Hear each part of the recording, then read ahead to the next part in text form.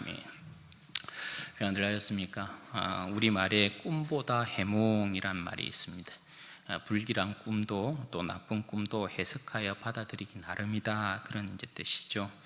알 수 없는 일에 대해서 또한 이루어지지 않는 일에 대해서 사람들 나름 안정과 평안 그리고 소망을 가지기 위한 자기 체면식의 수단으로 사용을 하는 것입니다. 그렇다면 성경에서 말하는 꿈은 어떤 내용인가? 성경에서는 꿈을 어떤 식으로 이야기를 하느냐? 여러 번 말씀드렸다시피 성경에서 꿈은 하나님의 구원 역사에 있어서 자기 계시의 수단으로 삼는 것입니다. 특히 구약의 세계에서 그렇게 사용하고 있는 것을 보게 되죠.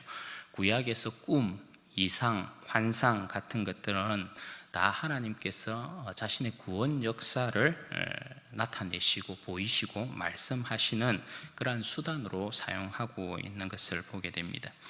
요셉의 이야기는 꿈에 대한 이야기가 자주 등장하고 있는 것을 우리가 보게 되죠. 17세 때 요셉이 꿈꾼 이야기가 있고, 오늘 본문에서도 꿈을 꾼 이야기가 등장하고 있고요. 앞으로도 우리가 보게 될 내용에 있어서 바로가 꿈을 꾼 내용이 있습니다. 이 모든 꿈에 대한 이야기는 하나님께서 요셉을 통해서 행하실 하나님의 구원 역사와 관련되어 있는 내용이지 개인의 운명을 점치기 위한 그런 꿈의 내용이 아니다라는 것입니다. 오늘 본문도 이제 그런 내용인 것인데요. 요셉은 지금 보디발 아내의 모함으로 인해서 왕의 죄수들이 갇혀 있는 옥중 생활을 이제 하고 있는 것이죠. 옥중 생활 가운데서도 하나님께서 요셉과 함께 하심으로 형통하게 하셨지만, 그럼에도 옥중 생활을 하고 있는 것이잖아요. 힘들고 어려운 시간을 보내고 있는 요셉의 모습인 것이죠. 그러던 어느 날 1절에서 3절 말씀 보시면 애굽 왕의 술 맡은 관원장과 그리고 떡 맡은 관원장이 바로의 노여움을 사서 요셉이 갇혀 있는 그 왕의 죄수들을 가두는 그 감옥으로 오게 됩니다. 왕의 죄수들은 모두 이 보디발의 책임 하에서 보디발의 집에 있는 감옥에 갇혀 지내게 되는 것이죠. 요셉도 이제 그 가운데 있는 것입니다. 4절 말씀을 보시면 보디발이 요셉으로 하여금 그 두 관원장에 대하여서 수종을 들게 하고 있습니다. 요셉으로 하여금 두 관원장의 수종을 들게 하는 이유는 믿을 만한 자에게 맡겨서 옥중 생활 가운데서도 이 두 관원장을 최선을 다해 모시도록 하고 있는 것입니다. 왜냐하면 이들은 바로에게 있어서는 최측근이라고 할 수 있습니다. 술 맡은 관원장과 떡 굽는 이 관원장은 최측근이라고 할 수 있고 또 고위직에 있는 사람들이라고 할 수 있죠. 아시다시피 정치적인 사안으로 갇힌 자들은 그 목숨이 사실 언제 달아날지 알지 못하지만, 또 한편으로는 이 사람들이 언제 전직을 회복할지 모르는 것입니다. 보디발로스는 어쨌든 이들을 잘 보살피는 것이 그의 책무인 것이죠. 그래서 가장 그가 총애하고 신뢰하고 있는 요셉에게 이들의 수종을 들게 하고 있는 것입니다. 그렇게 옥중 생활에서의 생활이 여러 날 지나가고 있던 그 어느 날 5절 말씀에 보시면 두 관원장이 동시에 꿈을 꾸게 되는데, 그 내용이 둘 다 달랐습니다. 술 맡은 관원장은 그의 꿈대로 뒤숭숭한 아침을 맞이하고 있는 거고, 떡 굽는 관원장도 그의 꿈대로 뒤숭숭한 아침을 맞이하고 있습니다. 그런 아침에 요셉이 평상시대로 저들에게 수종 들기 위해서 들어가 보니까 두 사람의 얼굴이 근심이 가득한 것입니다. 그래서 요셉이 7절 말씀에 보면 묻습니다.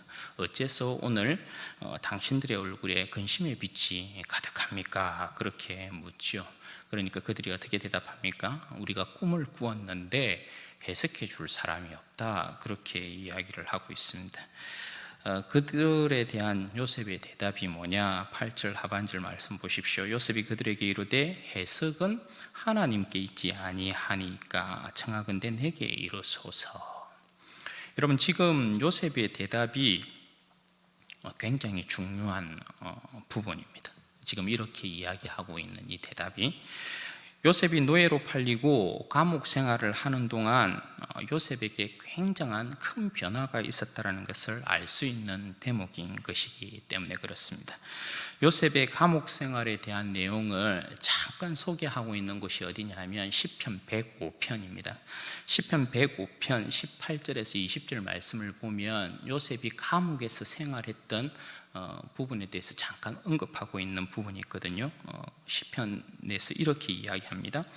그의 발은 착고를 차고 그의 몸은 쇠사슬에 매였으니 곧 여호와의 말씀이 응할 때까지라. 그의 말씀이 그를 단련하였도다. 왕이 사람을 보내어 그를 석방하며 뭇 백성의 통치자가 그를 자유롭게 하였도다.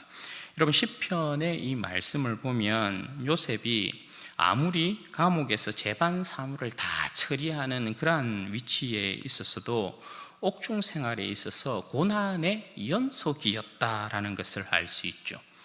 육체가 억압당하는 일에 있어서는 그것도 자유롭지 못한 상황에 있었다는 것입니다. 밤이 되면 낮에는 재반 사무를 처리하니까 조금 자유로웠을 수 있죠. 그런데 밤이 되면 어떻게 됩니까? 참 재수의 신분으로 그도 돌아가야 됐다는 것입니다. 그래서 밤이 되면 그 발에는 착고를 채웠고, 그리고 목은 쇠칼을 이렇게 찼다라고 되어 있죠. 여러분, 그 조선 시대에 보면 왕의 제수들, 사형 당하기 직전인 사람들이 이 칼을 차고 있는 모습들을 많이 보셨죠. 그런 이제 부분, 그리고 그의 몸은 쇠사슬로 감겨 있었다, 그렇게 이제 이야기를 하고 있죠. 그러니까 육체적으로 보자면 요셉의 감옥 생활은 굉장히 힘들고 어려운 생활이었다라는 것을 알 수 있는 거죠. 그 생활 가운데 요셉에게 일어난 일이 뭡니까? 끊임없이 하나님의 말씀이 그에게 주어지고 그가 하나님의 말씀으로 연단을 받고 단련을 받고 그렇게 했다라는 것입니다. 하나님의 말씀이 그에게 응할 때까지, 그러니까 여기에서 하나님의 말씀이 그에게 응할 때까지 말씀으로 연단을 받았다라는 것은 하나님께서 그에게 주신 꿈이 이루어질 때까지 계속해서 연단을 받았다, 그런 이제 말씀을 하고 있는 거죠. 그러니까 요셉의 이 삶이라는 것은 감옥에서의 그 생활은 인고의 연속이었다, 그렇게 이제 볼 수 있어요. 요셉이 감옥에서 얼마 동안을 지냈느냐, 그건 사실은 잘 알 수 없어요. 최소한 2년 넘게는 있었다라는 걸 알 수 있죠. 왜냐하면 이 사건 이후에 2년이 지난 뒤에 바로가 꿈을 또 다시 꾸는 내용이 등장하잖아요. 그러니까 요셉이 17세 때 노예로 팔려서 보디발의 집에서 보디발의 아내로부터 모함을 받아서 감옥에 가기까지 그 시간대를 조금 추측 아닌 추측을 해보자면 요셉이 노예로 팔려서 바로 이 보디발의 집에서 가정총무가 되지는 않았겠죠. 보디발도 그를 지켜봤을 것이고 그가 행하는 행실들을 봤을 것이고 그 집에서도 몇 년의 어떤 시간이 지났을 것이라고 보고요. 5년에서 7년 정도 길게 잡는다면 그렇게도 볼 수 있겠고, 그리고 그 이후에 또 보디발 아내의 모함으로 인해서 감옥에 갇히게 되니까 감옥에서의 생활도 적지 않은 시간을 보냈을 것이다, 그렇게 이제 생각할 수 있습니다. 어쨌든 요셉은 17세의 노예로 팔려서 30세의 국무총리가 되는데 13년 4년이라는 이 생활을 노예 생활과 감옥에서의 생활로 보낸 거예요.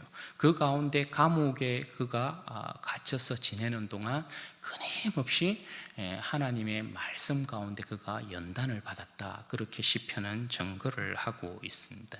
여러분, 그러한 불시험 가운데에서, 그러한 연단 속에서 오늘 요셉의 이 대답이 나오고 있는 것입니다. 해석은 하나님께 있지 아니하니까.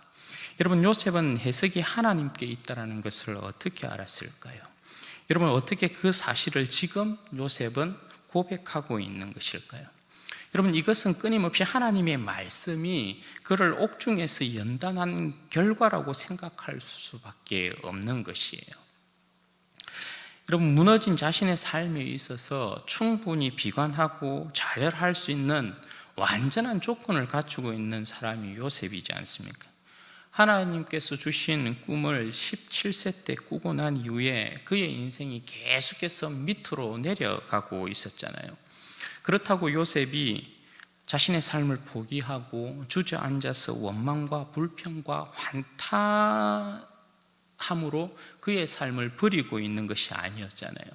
하나님께서 자신의 인생과 자신의 삶에 있어서 소망인 것을 믿고 요셉이 계속해서 우리가 봐왔지만 하나님의 얼굴빛 앞에서 행하고 있었던 요셉이었어요. 감옥 생활에서조차 그는 그의 삶을 포기하지 아니하였죠. 최선을 다했고 하나님께서 그를 형통케 하셨고, 그래서 재반 사무를 맡아서 처리하는 그러한 자리에 있었고, 그럼에도 불구하고 요셉은 밤이면 밤마다 그러한 육체의 힘들고 어려운 상황 가운데에서 계속해서 하나님의 말씀으로 연단받고 있었던 그러한 이제 모습이었다라는 것이죠.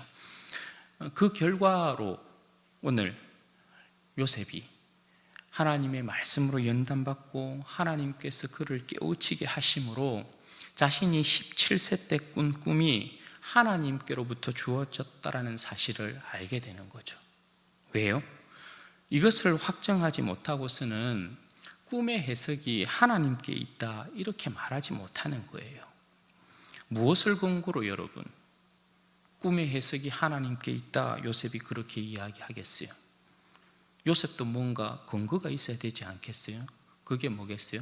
자신이 먼저 꾼 꿈에 있어서 감옥 생활에서의 그 연단을 통해 하나님의 말씀이 그에게 임하고, 이것이 하나님께로부터 온 꿈이구나, 그것을 깨닫고, 그리고 난 이후에 요셉이 오늘 이 두 관원장이 꾼 꿈에 대한 부분에 있어서도 해석은 하나님께 있지 아니하니까 그렇게 말을 하고 있는 거죠.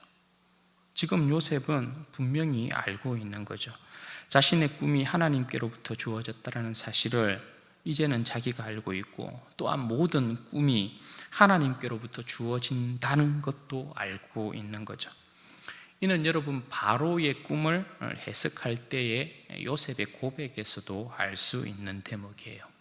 따라서 저들에게 꿈의 해석은 하나님께 있습니다, 그렇게 요셉이 이야기하고 있는 겁니다. 그리고 여기서 중요한 내용이 뭐냐, 꿈의 해석은 하나님께 있는 게 맞는데 오늘 요셉이 그 뒤에 뭐라고 이야기합니까? 그들이 꾼 꿈에 대하여서 자신에게 말하라 이렇게 이야기를 한다는 거예요. 여러분, 꿈의 해석이 하나님께 있다라는 요셉의 이 시당 고백은 우리가 충분히 이해할 수 있어요. 그런데 그 꿈을 자신에게 말하라 라고 이야기하는 이 자신감은 여러분 어디에서 나오는 것일까요? 이렇게는 함부로 말 못하는 겁니다.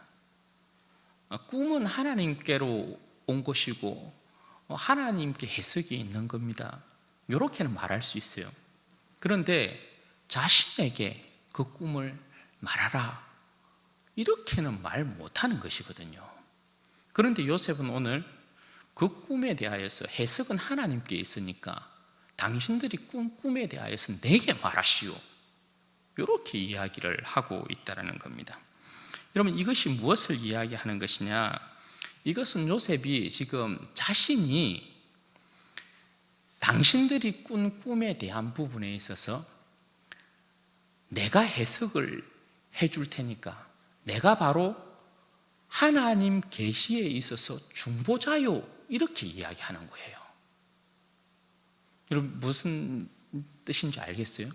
자신이 하나님께서 주신 꿈에 있어서 그 꿈을 해석하는 중보자다, 그렇게 이야기를 하고 있는 거예요. 여러분, 그렇지 않겠어요?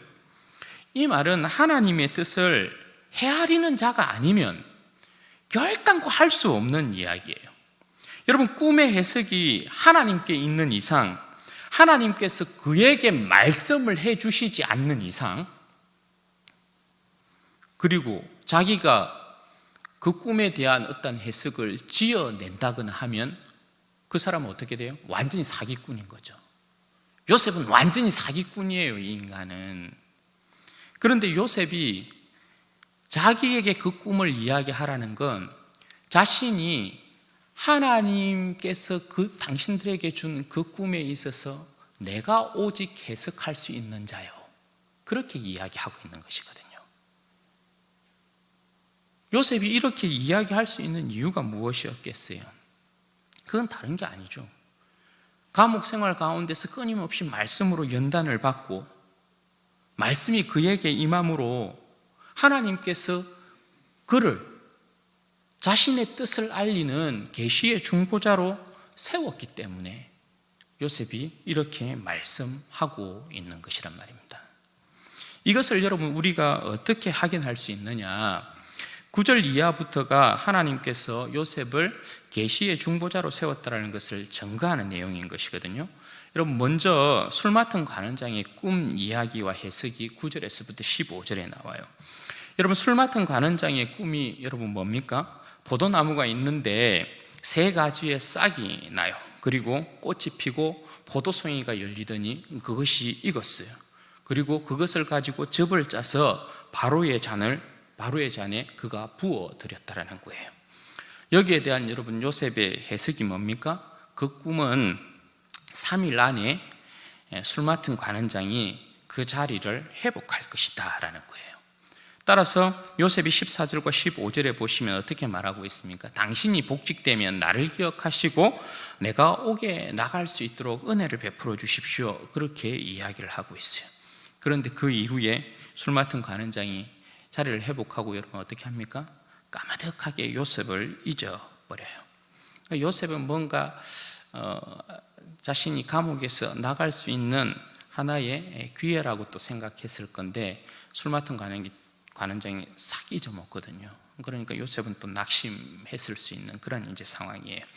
어쨌든 요셉이 술 맡은 관원장의 꿈을 그렇게 해석을 해주니까 떡 맡은 관원장도 자기의 꿈을 요셉에게 이야기합니다. 16절, 17절 말씀에 보면 그 내용이 나와 있죠.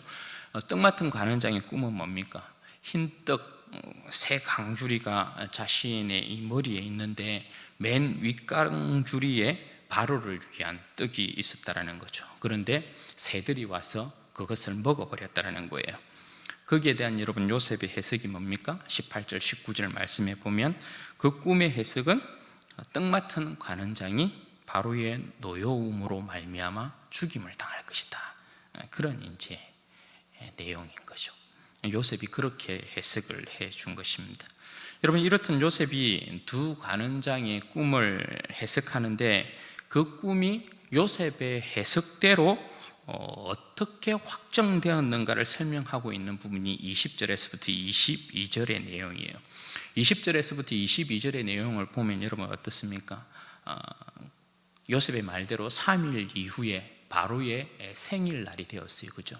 바로의 생일날이 되어서 두 관원장에 대한 부분에 있어서 어떻게 합니까? 바로가 술 맡은 관원장은 그 전직을 회복시켜주고 떡 굽는 관원장은 목을 매답니다.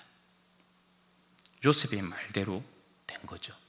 요셉이 해몽해준 대로 되었어요. 따라서 여러분 여기서 확인하는 게 뭐예요? 하나님께서 요셉을 그 역사에 있어서 계시의 중보자로 세웠다라는 것을 알 수가 있는 거죠. 그런데 아직 하나님의 때는 요셉에게 찾아오지 않았어요. 2년을 더 기다려야 돼요. 그렇다고 여러분 낙심하고만 있었을 요셉이 아닌 거죠. 하나님의 위로는 분명히 부어졌을 것이고 또 그 2년의 시간을 기다리는 동안 계속해서 요셉에게 하나님의 말씀이 주어지고 요셉은 계속해서 하나님의 말씀으로 말미암아 연단을 받았을 것이고 요셉은 더욱더 단단한 사람으로 세워졌을 것입니다. 그렇게 요셉에게는 그의 때가 찾아오고 있었던 것입니다. 사랑하는 여러분, 하나님의 구원 역사에 있어서 때가 되어서 이 땅 가운데 하나님의 계시의 온전한 중보자로 이 땅 가운데 보내신 분이 누굽니까? 그분이 바로 우리 주 예수 그리스도이시죠. 요셉은 말씀으로 연단받아서 하나님의 계시의 꿈을 해석하고 하나님의 구원 역사에 수종드는 자가 되었지만, 우리 주님은 어떤 분이에요? 말씀이 육신되어 있던 가운데 오신 분이에요. 말씀 자체이신 분이에요. 말씀 자체이신 주님께서 이 땅 가운데 오셔서 하나님의 모든 비밀한 계시를 그 백성에게 다 알려줘요. 요셉이 하나님께서 그 자신의 계시의 중보자로 세워서도 요셉은 예수님처럼 하나님의 비밀한 계시의 모든 것을 그들에게 알려주지 못해요. 그 백성에게 알려주지 못해요. 요셉은 그냥 일부분, 여기에서는 이 두 관원장의 운명에 대한 부분, 그 일부분만을 딱 알려줄 뿐이에요. 그런데 우리 예수님은 여러분 어떤 분이라고요? 말씀이 육신이 되어 이 땅 가운데 오셔서 영원 전부터 시작한 하나님의 그 구원의 비밀한 역사들을 그 백성에게 온전히 알려주시는 거죠. 그래서 여러분 사도 바울이 에베소서 3장 1절에서 6절 말씀에 보면 이렇게 고백하고 있어요.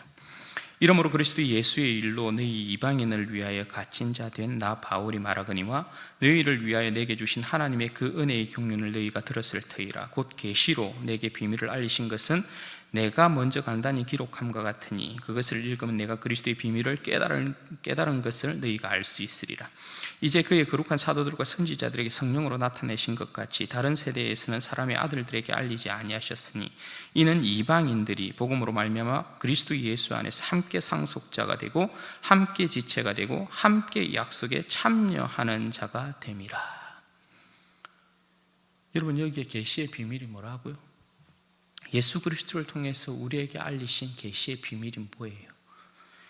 우리에게 알려진 계시의 비밀에 있어서 오늘 사도 바울이 어떻게 이야기합니까? 이것은 이전 세대에는 알리신 일이 없다, 이렇게 이야기해요. 숨겨놓은 일이다, 이렇게 이야기하죠. 그런데 예수 그리스도를 통하여서 오늘 우리 가운데 모든 하나님의 계시의 비밀을 알리셨다, 그렇게 이야기해요. 그게 여러분 뭡니까? 우리가 예수 그리스도와 함께, 이방인인 우리가 예수 그리스도와 함께 상속자가 되고 함께 지체가 되고 함께 약속에 참여한 자가 되었다, 그걸 이야기하는 거예요. 여러분, 술 맡은 관원장이 요셉이 꿈을 해석한 대로 자신의 자리가 복직되어 가지고 얼마나 기뻤겠어요, 그렇죠? 그런데 여러분, 예수 그리스도로 말미암아 죄인된 자리에서부터, 죽을 운명에서부터 우리가 하나님의 자녀가 되고 상속자가 되고 영생을 얻은 천국 백성이 된 우리의 영광과 여러분, 우리의 이 기쁨과 비교할 수가 있겠어요? 비교가 안 되는 것이죠. 언뜻 보면 오늘 본문이 요셉이 술 맡은 관원장의 꿈을 해석해서 술 맡은 관원장의 운명을 말해준 것 같지만, 사실 여러분, 이 오늘 본문의 내용은 여기서 끝나는 것이 절대 아닙니다. 서두에 말씀드렸다시피 꿈은 개인의 운명에 대한 내용을 이야기하려고 하는 게 아니에요. 하나님의 구원 역사의 계시에 대한 내용을 담고 있는 거예요. 두 관원장의 꿈이 개인의 운명에 대한 이야기를 하고 멈추었으면 그것은 그냥 개인의 운명에 대한 해몽으로 끝났을 거예요. 그런데 이 일은 하나님의 위대한 구원 역사의 대서사에 있어서 일부분이에요. 이게 왜 일부분이냐? 여러분 한번 보십시오. 하나님의 구원의 대서사는 이 두 관원장의 꿈을 통하여서 어디로 나아갑니까? 여기에서 멈추는 게 절대 아니에요. 이 두 관원장의 꿈을 통하여서 어디로 나아가요? 요셉을 바로에게 세우는 거예요. 이 꿈이 이렇게 이어집니다. 나중에 바로가 꿈을 꾸었을 때 술 맡은 관원장이 어떻게 합니까?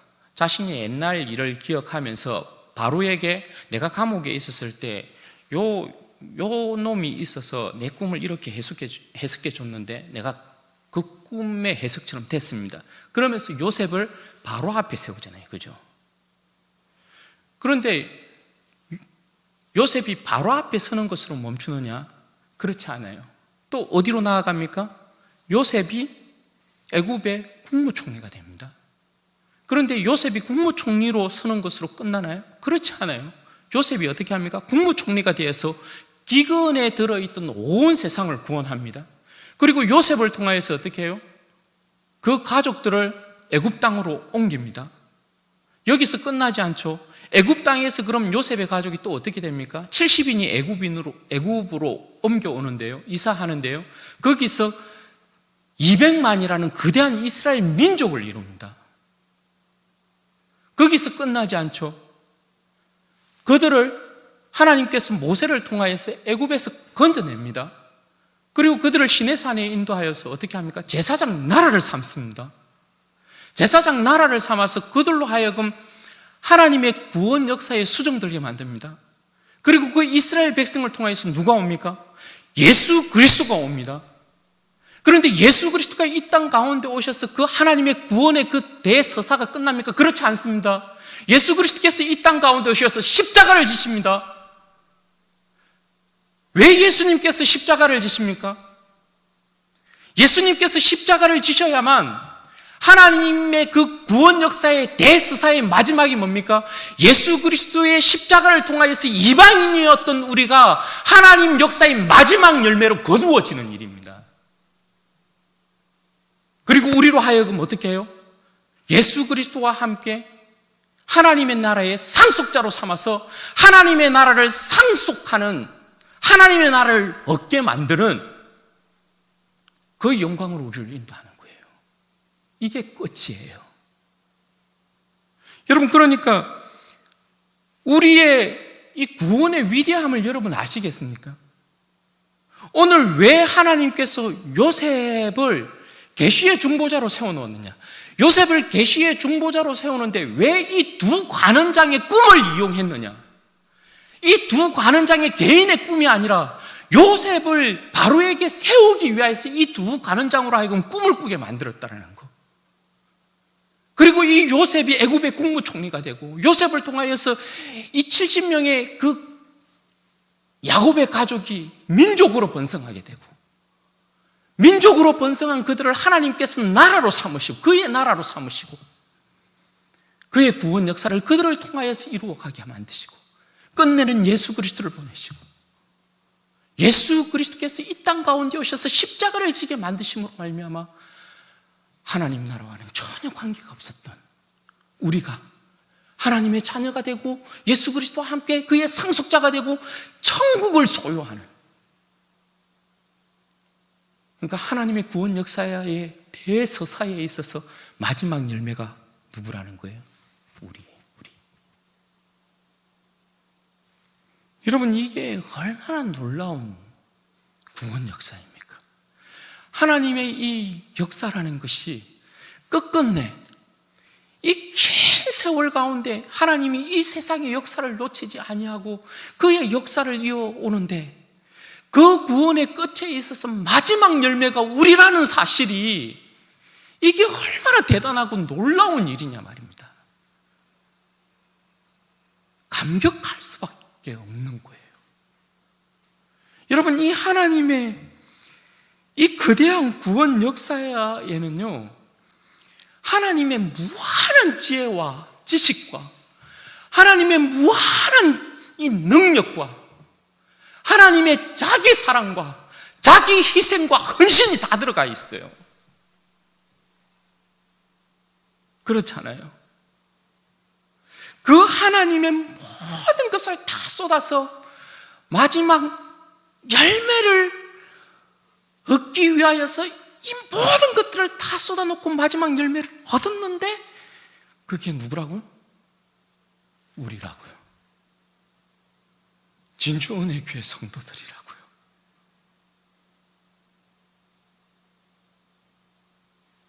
이게 여러분 어찌 놀라운 일이 아니냐 말이에요.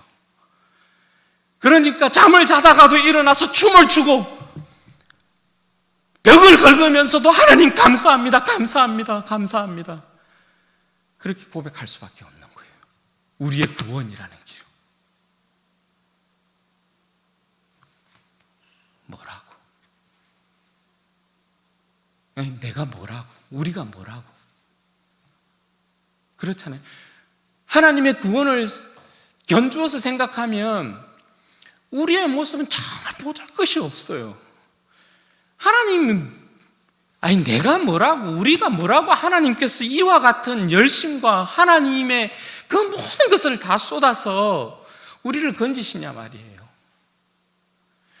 우리가 아니면 하나님의 이 구원의 대서사극이 마무리가 안 되는 거예요. 우리가 있어서 마지막 시대에 예수 그리스도로 말미암아 구원받은 우리가 있어서 하나님의 이 구원의 이 서사극이 마무리가 되는 거거든요. 우리가 그렇게 여러분 사랑받고 하나님의 은혜를 입고 있는 자들이에요.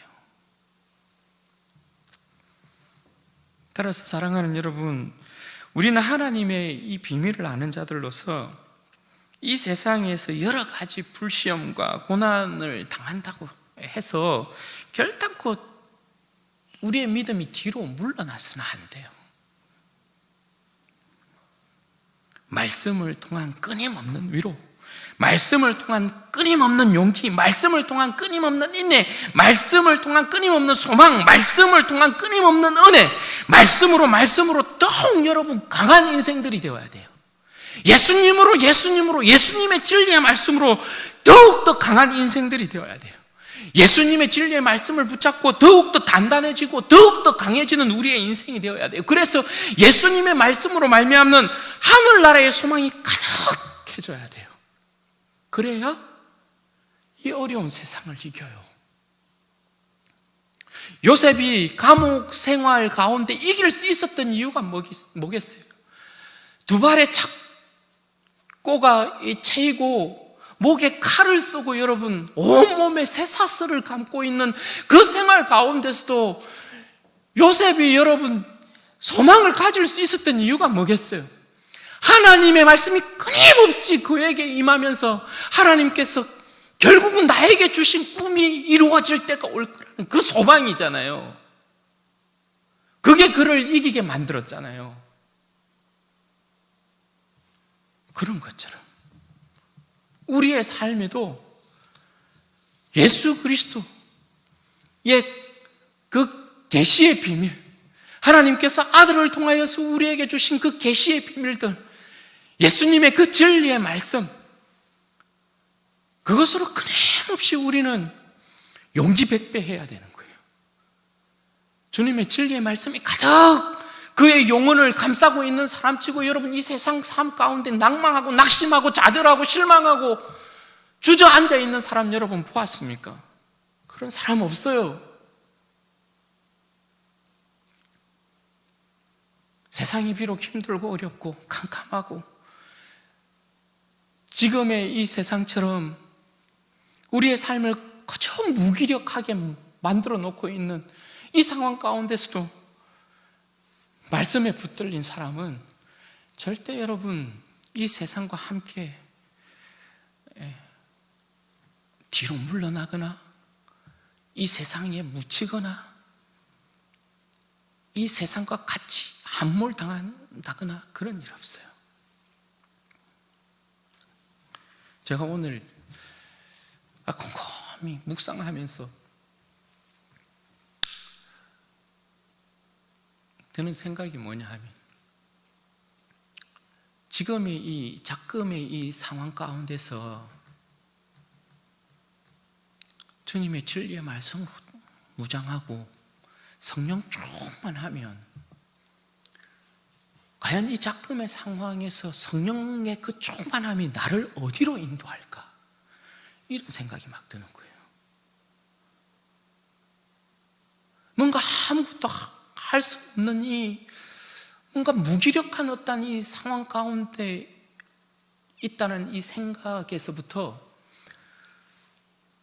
과연 내가 성령으로 충만해진다면 성령 충만한 삶이 된다면 성령께서 과연 나의 삶을 어디로 인도해 가실까?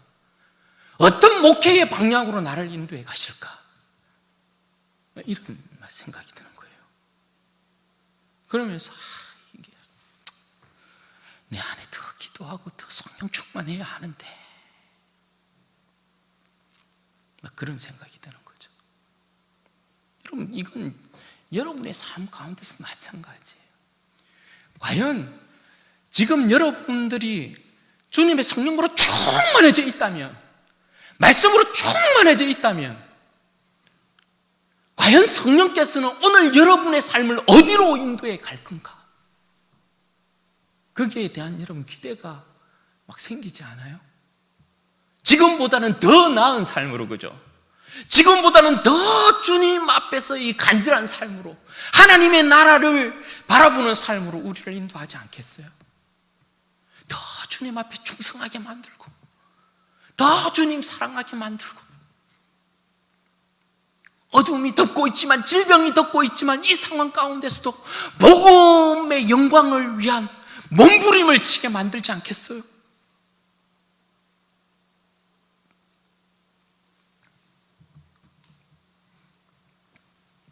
막 그런 생각이 들어요.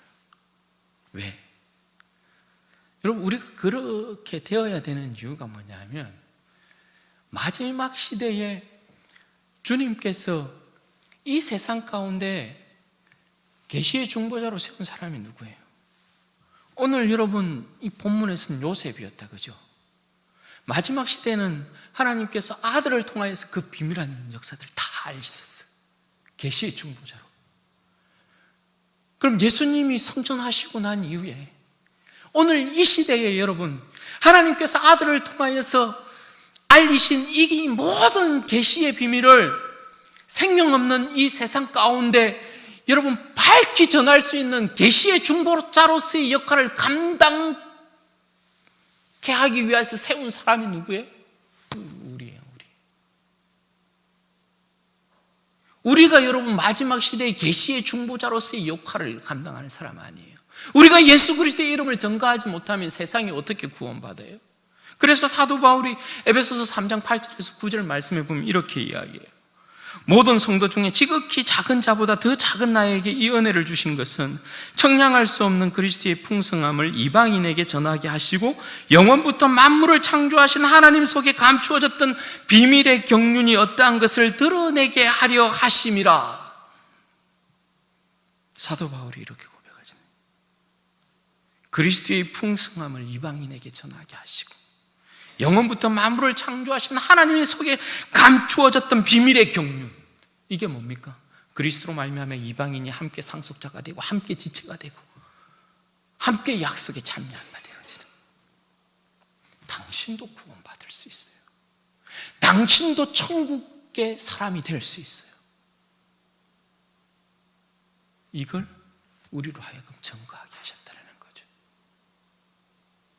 우리가 그처럼 큰 비밀을 가지고 있는 자들이에요. 우리가 여러분 가지고 있는 세상의 위치라는 게 절대 여러분 낮은 곳도 아니고 작은 것도 아니고요. 우리가 거하는 곳, 우리가 서 있는 곳, 우리가 머무는 곳, 우리가 가는 곳곳마다 우리는 하나님의 이 구원 역사에 있어서 마지막 계시의 중보자로서의 역할을 감당하고 있는 사람이고 감당해야 될 사람이라는 거, 여러분 그거 기억하셔야 돼요. 세상은 여전히 저들이 알 수 없는 꿈을 꾼 듯 뒤숭숭함 가운데 있고요. 저들의 어두운 얼굴을, 그런 저들에게 있어서 그 어두운 얼굴을 펴줄 수 있는 사람은 오직 우리들밖에 없다라는 사실. 주님께서 우리를 그렇게 사랑하고 계시고 이렇게 영광스럽게 세워놓고 계시고 이런 영광스러운 일을 해주기를 바라시는 거예요. 바라기는 우리 모든 진주온회교회 성도들이 마지막 하나님의 구원 역사에 있어 계시의 중보자들로서 예수 그리스도의 이 비밀을 담대히 알리시고 그렇게 쓰임 받으심으로 말미암아 하나님 앞에 잘했다 칭찬받는 복된 여러분들 되시기를 주님의 이름으로 축원드립니다. 같이 한번 기도하겠습니다. 여러분 이 시간에 기도할 때 그렇게 기도하십시다. 여러분 하나님께서 아들 예수 그리스도로 말미암아 이루신 이 구원의 역사는 그냥 을랑뚱땅 이렇게 만들어진 게 절대 아닙니다. 장세 전부터 계획하신 일이에요. 장세 전부터 계획하셔서 오늘 이 두 관원장에게 꿈을 꾸게 만드시고 요셉을 계시의 중보자로 세우시고 그 역사가 예수 그리스도께로까지 이렇게 흘러온 거고요. 예수 그리스도께서 십자가의 죽으심과 부활로 말미암아 우리를 마지막 시대의 열매로 거두심을 통하여서 이게 마침표가 찍어진 거예요. 우리가 그런 사랑 잊고 있는 자들입니다.